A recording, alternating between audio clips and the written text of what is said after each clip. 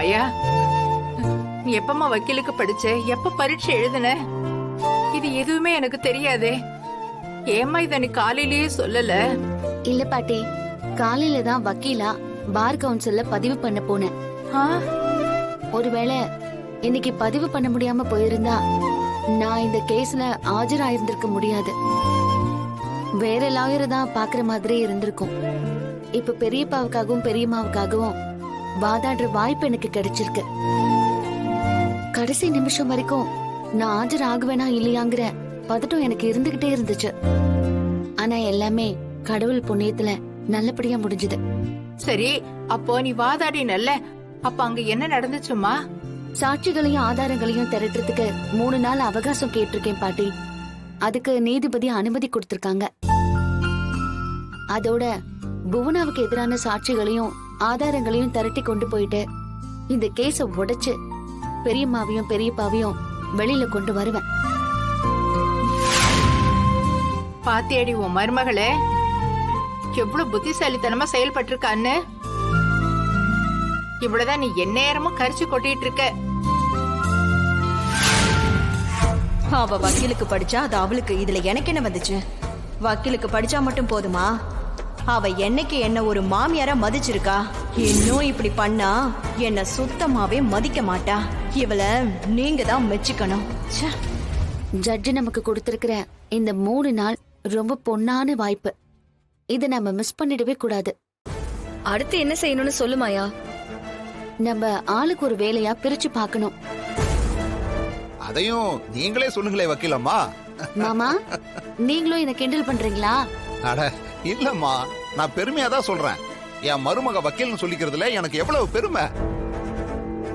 Show, நாளைக்கே எவனாவது என்கிட்ட வாலாட்டினான்னு வையி, நேரா அவன் முகத்திலே போய் ஒரு குத்து விடுவன்ல. ஏன்னா எந்த பஞ்சாயத்து வந்தாலும் என்ன வெளியே எடுக்கிறதுக்கு தான் வீட்லயே வக்கீல் நீ இருக்கல்ல. ஷோ. சரி சரி, இப்ப நான் சொல்றத கவனமா கேட்டுக்குங்க.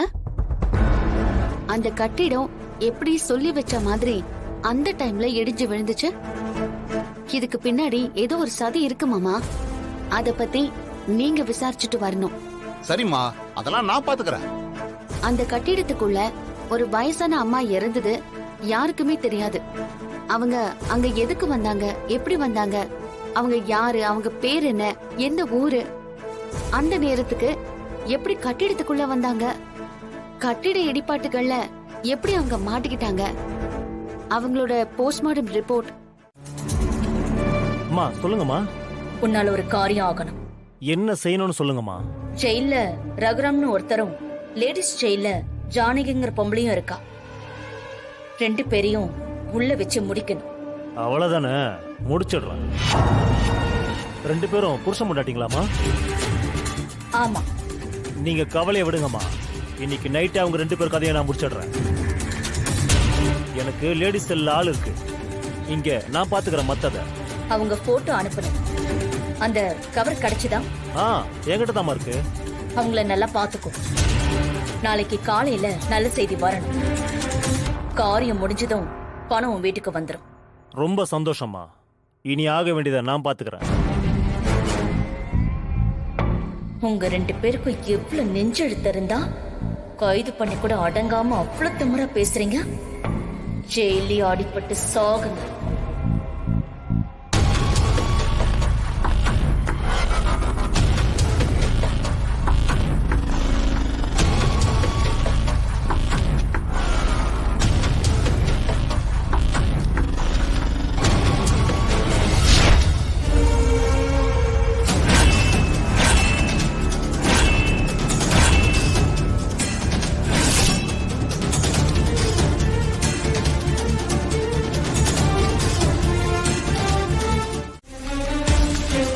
சார், நான் தான் உங்களை வெயிட் பண்ண சொன்னேனே.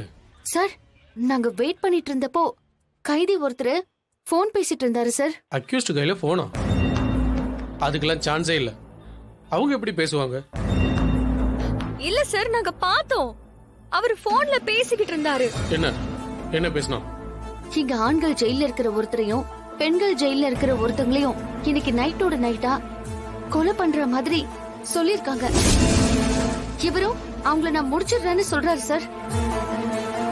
அது மட்டும் இல்ல சார், அந்த கைதி கையில ஒரு கவர் இருந்துச்சு. அதுல இருந்த போட்டோ கீழே தவறி விழுந்தத நாங்க பார்த்தோம். அது எங்க அப்பா அம்மாவோட போட்டோ சார். என்னம்மா என்ன சொல்றீங்க? சார், எங்க பெரியம்மாவுக்கும் பெரியப்பாவுக்கும் ஜெயிலுக்குள்ள ஆபத்து இருக்கு சார். நீங்க அவங்களுக்கு பாதுகாப்பு கொடுக்கணும் சார். ம் சரி, நான் இருக்கேன். பாதுகாப்புக்கு வார்டன், கான்ஸ்டபிள்னு அத்தனை பேர் இருக்கோம்.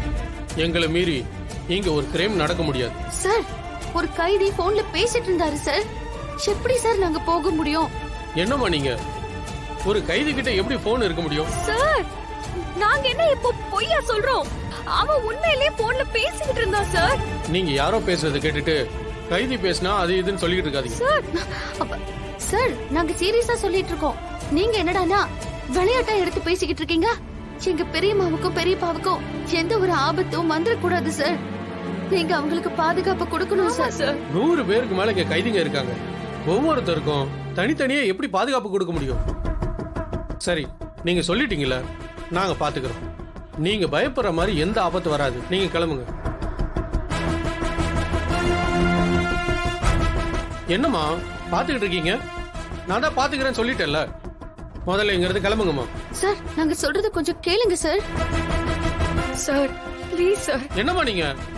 நான் தான் பாத்துக்கிறேன் சொல்லிட்டேன்ல, கிளம்புங்க.